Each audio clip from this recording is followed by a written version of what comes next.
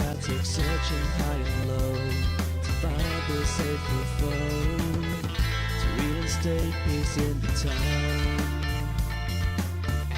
For a cat had been knocked down, cause for alarm.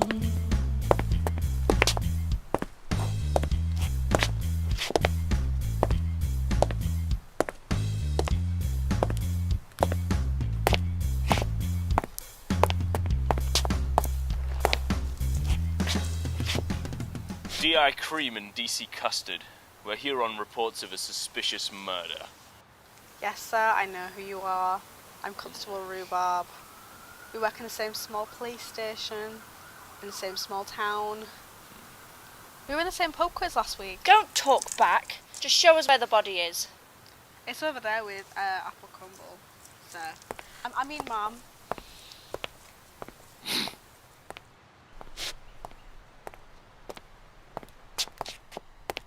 So, what have we got? Homicide by the looks of it. Oh, some sick bastard planted the body here. That poor old dear found the victim.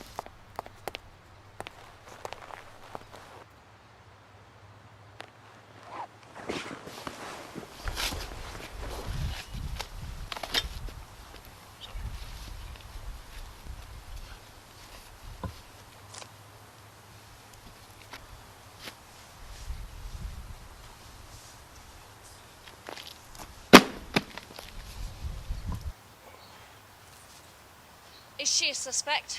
It's unlikely. She's 82. Even if she could manage to carry the dead weight of a body, she has arthritis so severe that her family uses her as a coat rack at dinner parties. She'd have to have moved the body by doing keepy-uppies, a level of masterminding skill which I'm sure lies well beyond the capabilities of someone who's been repurposed as a hat stand.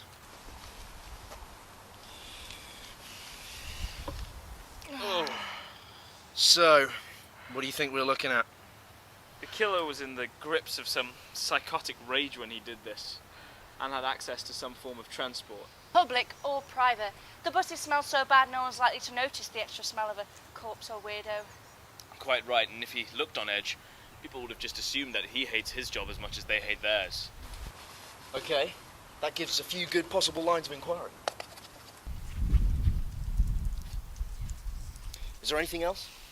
We also know that this killer had more than a strong dislike of cats. How can we possibly know that? Well, he's left his hate-inspiring manifesto here. It's entitled, Why I Hate Cats. What else does it say? Well, he goes on to make some points about the choreography being stilted and that the lead cat, who didn't bother to get his name, is a bit of a dick, and that Andrew Lloyd Webber's a weirdo. I would say that's a harsh but fair evaluation. Did they leave their name? Unfortunately not. Try looking at the back. Amanda, you plucky lady detective, you. No, this theatre critic was far too smart for that. Not as smart as you might think. He has made several basic spelling and grammatical errors. And in this paragraph here, he goes on to say that the words wobble as they type, which leads me to believe that we may be dealing with a dyslexic killer, one that felt underappreciated at school. Amanda, seriously? You are inferring far too much from too little information. You see, when I do it, I look like a troubled genius who can't be bothered to explain things properly, so people ignore the flaws in my logic. But you, well, you're just making things up. We can't do that until we've agreed to frame someone and minimize paperwork so that we can go home. If you look on the reverse, which as your junior I ever so politely suggested in what we now know to be a vain attempt to shield your glaring incompetence from everyone else, you would have seen that in red pen somebody has written very basic, please try harder, Dennis, and graded it a C.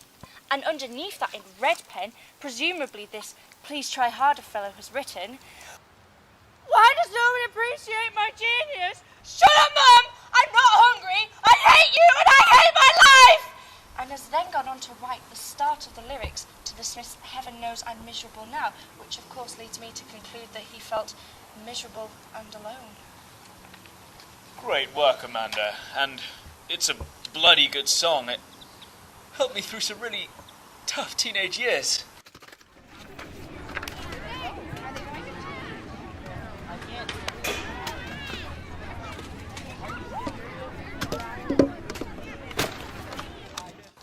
Sorry, sir, I had no idea. Is that what caused your alcohol-related incompetence? Don't be ridiculous. I don't drink. That was cold tea, and I keep it so that people don't interrupt me when I think about that time I was given a C in year 8 chemistry. Anyway, I was trapped in a private flashback. I'm far more enigmatic that way. We have a new suspect. I need you to run checks on all the local high schools for a pupil named Dennis. First name, please try harder. Yes, Mom. Once we've swept the scene...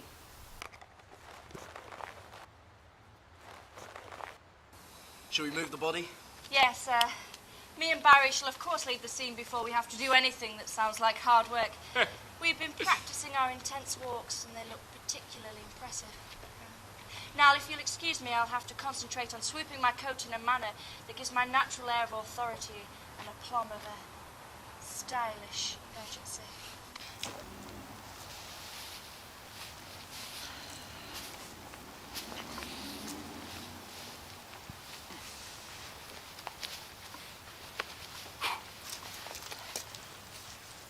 Barry, this way.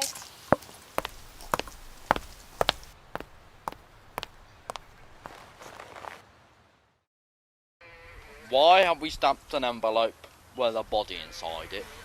Because with a small body like this, we want to minimise any chance of it going missing.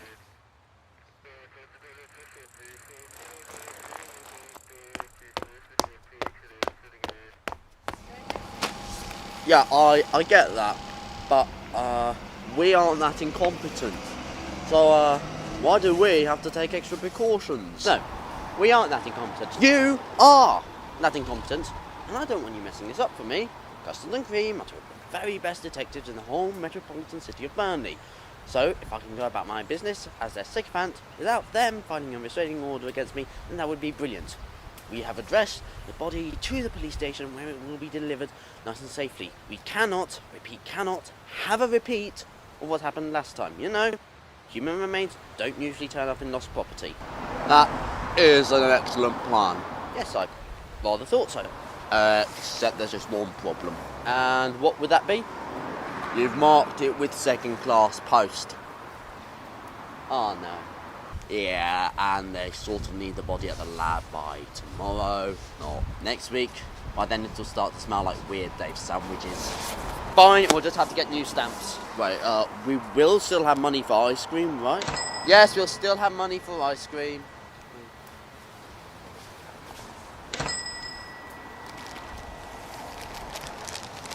Why would you leave a parcel out? Especially one that's addressed and stamped when there's a murderer on the loose. I'm quite sure he wouldn't give a second's thought to stooping to parcel theft. They're a rough sort, these murderers.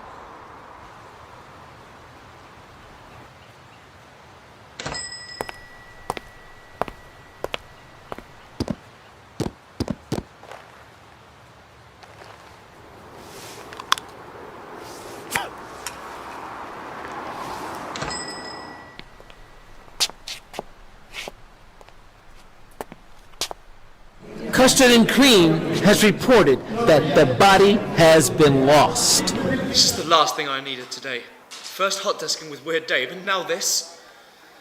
I'm going to have to call lost property again. Right, send me the report pronto.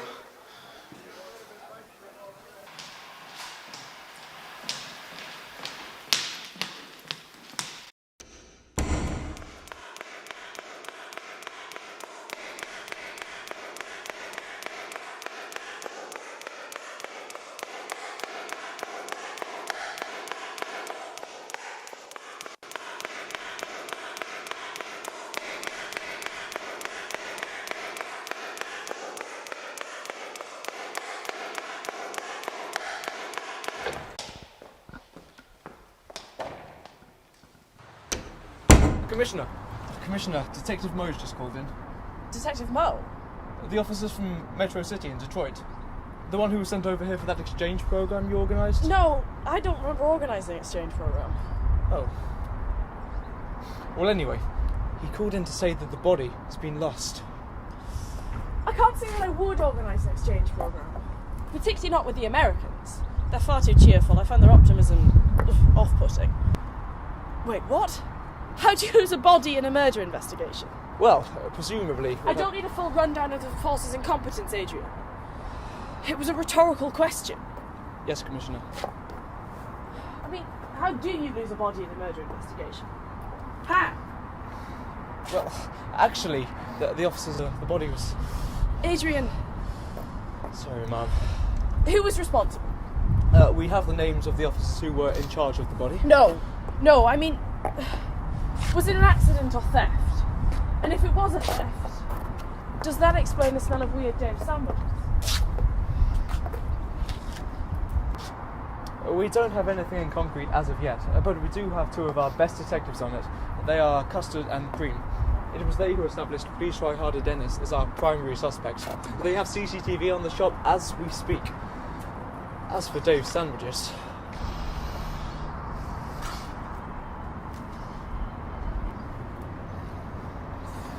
The latest I have on the matter is that his wife makes her own cheese and cabbage relish. Oh, poor Dave. Make a note to get him a card of some kind. Will do. Do Clintons do a I'm sorry your wife's culinary ambitions far exceed her skill sort of card? Perhaps it would be best to try M&S for that sort of thing. Perhaps you're right. Let's go and see what Custard and Cream have.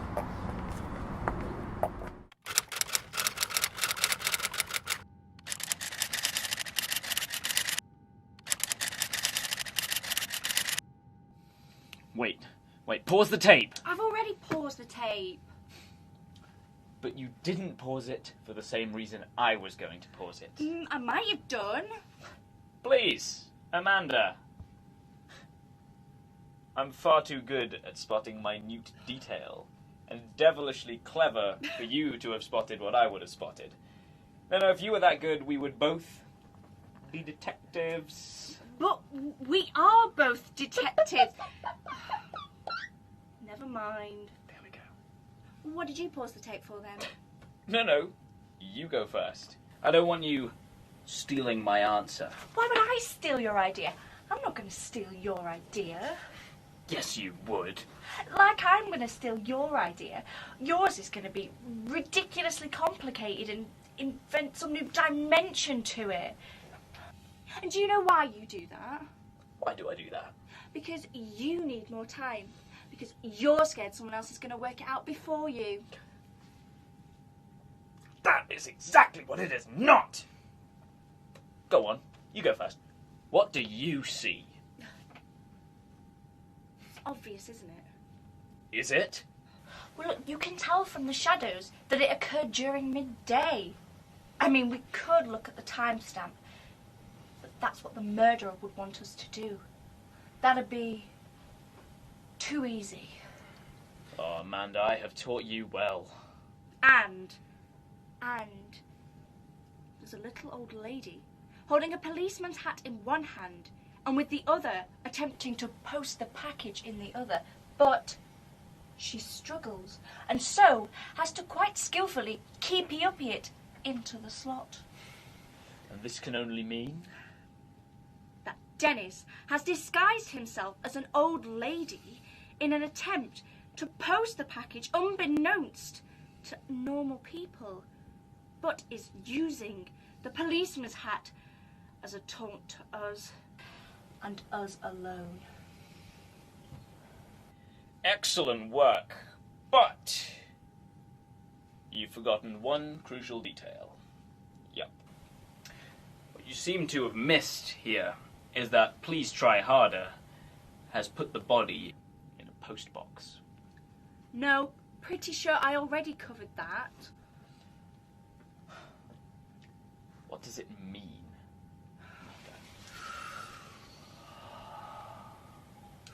It means that there were no bins nearby. No. What it means is that Please Try Harder has an accomplice. Can I just say, Barry, that I've never been so drunk as to mistake a postbox for a murder accomplice. I'm glad to hear it. And nor have I, as a matter of fact. I mean, if you had, you'd be, pretty terrible at your job, and not even my intense and unaired feelings for you could save you from that. No. Try Harder is using the postbox as a drop-off point. Don't you see, as a location for his accomplice to collect the body and dispose of it later. Right. But we were the ones who packaged the body. Yes. And we didn't see Please Try Harder writing an address on the envelope, so... Yes. It's not the address E that we're looking for. But the postman! Yes, exactly! I'm gonna tell the commissioner. Oh, and we're gonna need to put a team together to hold a stakeout.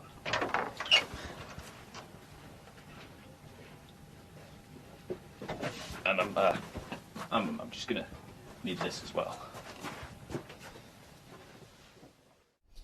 Is everyone in position? Monozygotic twins in position. Over. Dizygotic twins are currently lying in wait. Over. And what does that mean? Dizygotic twins, you know when Constable Smith told you that we were lying in wait? Well, he was lying, and we're waiting for the bus. Over. I told you both to get to the bus stop 5 minutes before it was due to arrive. What do you expect me to do? Just come and pick you up because I have nothing better to do with my day? I suppose you didn't even remember to get that card for Weird Dave either, did you? We were going to get you that card, Mum. Mom. But we thought that since we had been, drafted into the, the SWAT team, right? We thought we needed some more SWAT-y looking uniform appendages. So we looked more, SWAT-y. you're not a SWAT team. That's not even British, that's American. You see what a bad influence your guy Mo has had on my boys? Monozygotic twins would just like to request that dizygotic twins remove all SWAT paraphernalia as A, they aren't American, and B, they're not even qualified for special ops, they're just regular constables. I mean, frankly, this is just a bit silly. Dizygotic twins would like to ask the DI Cream to get off his high horse. The other dizygotic twin would like to apologise for that previous statement. I think your suggestion is perfectly valid. And perhaps, after the stakeout, maybe we could all go watch a film. Monozygotic twins, this is monozygotic twins, to the other half of dizygotic twins. That is a negative. You see, in the cinema, in the darkness and in the warmth, lie some very terrifying truths for me. This is the other half of monozygotic twins. He's getting so old now that he has to wear glasses to reduce eye strain when watching screens. And they're not even designer frames. You didn't say monozygotic twin. Monozygotic twin. Right, this is all getting too confusing. Someone has to change their code name. Monozygotic twins. We came up with monozygotic twins first. Dizygotic twins, yes, but we would like to be like Costa de Capri. Dizygotic twins, you cannot even manage to catch the correct bus at the allocated time. If you work harder at holding up the integrity of the police force, developed better monologues and learned to read transport timetables issued by Burnley County Council, then, and only then, would you stand a chance of being more like Custard and Cream. It would be a chance which would make them Euro Millions look like a dead cert, but a chance nonetheless. Now stop making life so difficult for everyone and suggest new code names. Identical twins? This is monozygotic twins, and we strongly object to identical twins because that's just a blatant copy of our name.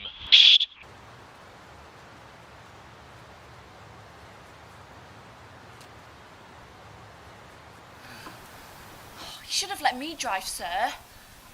Amanda, how many times have I told you that the day I'm out of the driving seat is the day I retire?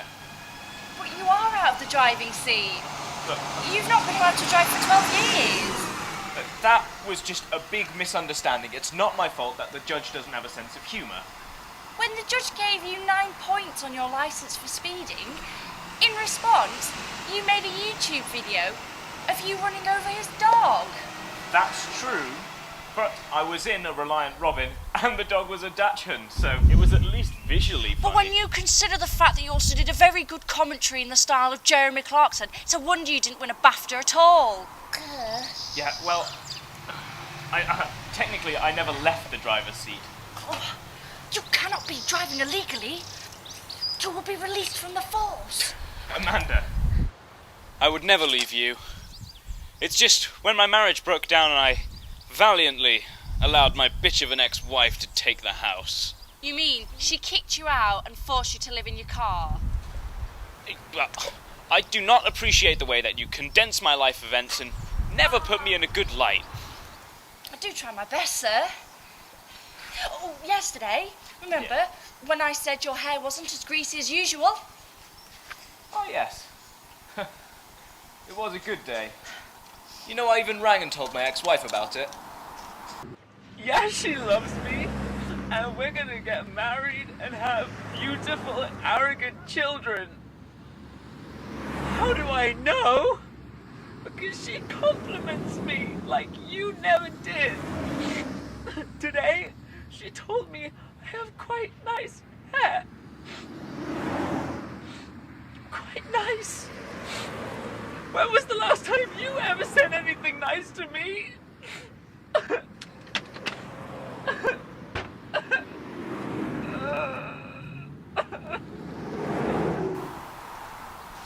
Amanda. Yes. I fear we may have overlooked what could be the greatest issue in this case so far. Sir, but all our bases are covered. The postbox is in our clear line of sight. Well, it is for you. I can only see the back of your head. But I have absolute faith in your failing eyesight. Thank you, but no. I fear that this is far more serious than that. For without a car, we are without... A roof! A radio! No! A cassette deck! Yeah. Then we could play our favourite mixtapes. Oh, if we had a car, we could arrest our man on the bonnet. Very dramatic. Although it won't quite be the same when we're trying to arrest him over the mud cart, which is a shame, but still, law. It's great, isn't it? We shouldn't break it, though, just because it would be more dramatic and cinematically appealing if we had a car. Amanda, I fear you misunderstood me.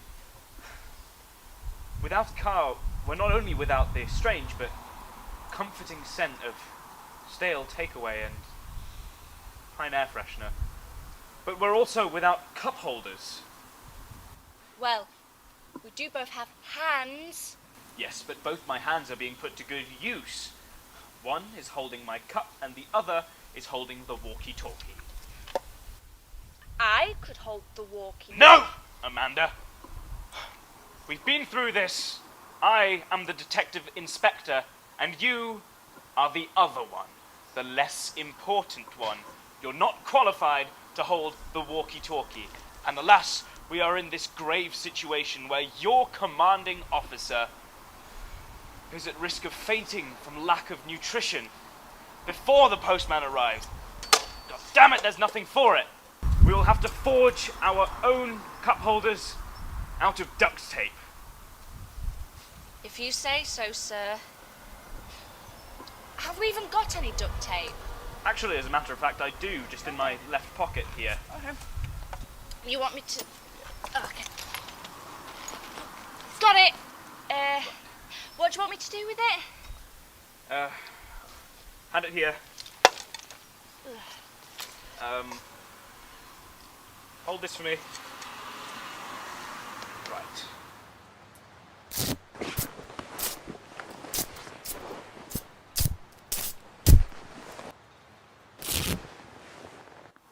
Aha! I've done it. I should get some form of patent for this so that all police bikes can be designed as such. Just imagine a beautiful future where all PCSOs are gaily cycling around with a cup holder on one handlebar and police issue bell on the other. It is indeed a bright future, Amanda. Barry, my hands are quite full. Oh. If you don't mind. Absolutely, I'll just...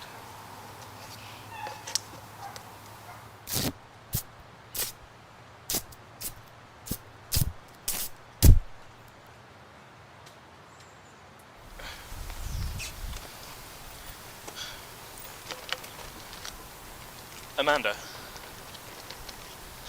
Yes, Barry. is this salted? Excessively so. I couldn't help but cry into the bag when I found out that due to cutbacks, the government are refusing to fund sweet or butter popcorn for police stakeouts. Ugh, that is a shame. And that is too salty. But not to worry, I will have a sip of my coffee. Oh, be careful, sir. Remember your back. Don't worry, Amanda. It's all under control. You don't sleep in a Vauxhall Corsa for 12 years without learning how to...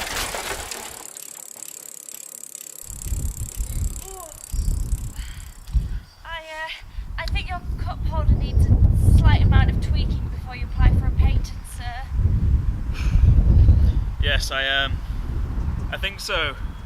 But on the bright side, you know, we can still see the postbox from around the corner, and I would say this rather widens our field of view. We have absolutely no reason to pretend that this was not an entirely intentional move. Should I radio HQ, sir, and let them know of our new plan, thus giving it greater legitimacy? No, perhaps not. You see, our department's rather old hat, a bit like our colleagues in Midsummer, only worse. You know, it was only last year that they ceased to recognise witchcraft as a crime, and they would have burnt you, Amanda, you bewitching woman. Aye, you are the cause of an ever-burning, ardent flame in my heart. But alas, our maverick approach to problem-solving may cause alarm if we contact them. We need to prove that we can get results first. I see a red jumper and it's making furtive movements. And it's dressed in a high-vis tabard. And it has a post bag around its shoulder. That would match the description of the postman. We should go and question him. No. We must wait until he has removed the parcel from the postbox, thus incriminating himself. You are so clever, Barry. You know, you would make an excellent master criminal If I wasn't so righteous and concerned with the side of the angels, I know. No, I was going to say if you didn't upload your indiscretions onto YouTube. Hush now. We don't want to spook our man.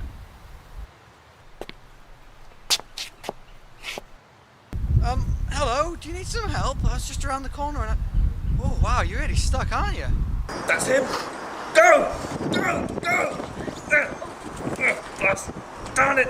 Penny shells from the Brighton coach! My shoelace is stuck! Curse you, Aunt Sandra! Velcro hadn't betrayed me for 40 years! Amanda, free yourself and take that motherfucker down! Sir! My hair, it's caught in your patent pending cup holder! It's quite painful! Oh, sorry, could you just get that over there? Oh, there you go. Just give me that, please. Thank you.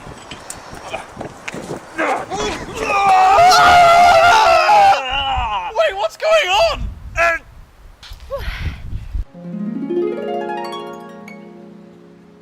We should make him return to the scene of the crime to refresh his memory. Oh, Amanda, you are less irritating than the average plucky lady detective. Oh, thank you, Barry. You know, for a misogynistic and dysfunctional DI, you're definitely less hygiene conscious than I would expect. You're too kind to me. Alas, to the post box. Do you want to do the honours? Oh, no, sir. You did all the work. It's all yours. No, please. I insist, Amanda. Ladies first. Okay, then. Go on. Who are you working for? Whose drop-off point is this? I don't know Don't you play that game with me, you murderous scum! A cat has been killed! Do you really think we'd leave any stone unturned in order to find out who's responsible? Look, please! Aha! So you do know Please Try Harder, Dennis. That's not even a real name! Don't play games with us! Peter? Kevin. Oh, I had you down for a Peter. Yeah, I get that a lot, actually. My bad. Now look, I need you to be honest with me. Shh, my darling. Now, you can take as much time as you need, but this food baby Amanda is carrying is no regular food baby. No, it's popcorn laced with sodium chloride, or as it's known on the street, table salt. So I'm going to ask you one more time. Who do you work for? Parcel force. No, see, I think you're funny, do you? Quite right, this is Assault, my postal service friend, or more like my arch nemesis who I begrudgingly admire. Where's the body and concede that you have failed? Look, I'm really sorry. I don't know what you're talking about. The body of the cat man, seriously, I mean it's in the bag. Right, I've had enough of this. You know, this is why I like her. She's fiery and intense, and she uses her initiative. Right, I've got it. You're gonna have to sign for that. I've got the body. Now, time to check the delivery list to see if this Kevin, if that really is who you are, Yes, my name is Kevin. see if we can link him to Dennis. Dennis. Oh! Well, what is it? What have you found? The parcel's arrived! Oh, that's great news. If you'll excuse me a minute. Hey, you got to sign for that too. You know, I know how exciting it can be to receive a parcel. It was just the other day I was tearing open the paper which was incubating another pair of homemade socks, which I had made myself, to be fair, but check them out. Pretty nice. Anyway, I suppose it's time to get back to the interrogating. Oh God, no! Where is he? I don't know. How has he done this? How has Barry! he look like he doesn't exist Barry! like that? You must have some... What, Amanda? Why are you doing this now? Do you know how difficult it is to maintain this level of intimidation while you're there distracting me?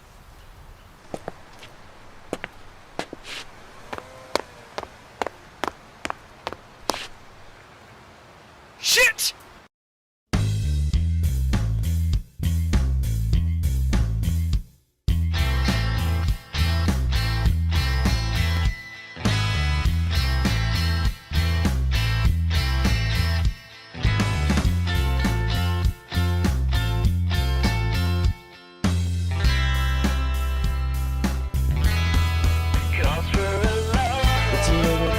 Was frantic. The detectives were ecstatic, searching high and low to find the safer foe, to reinstate peace in the town.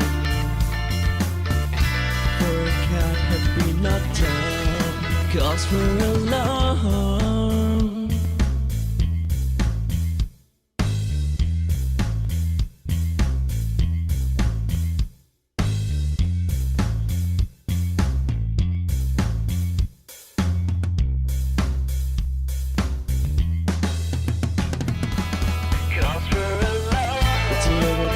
Was frantic.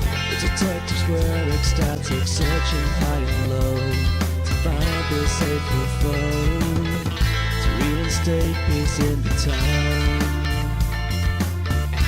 For a cat had been knocked down, cause for alarm.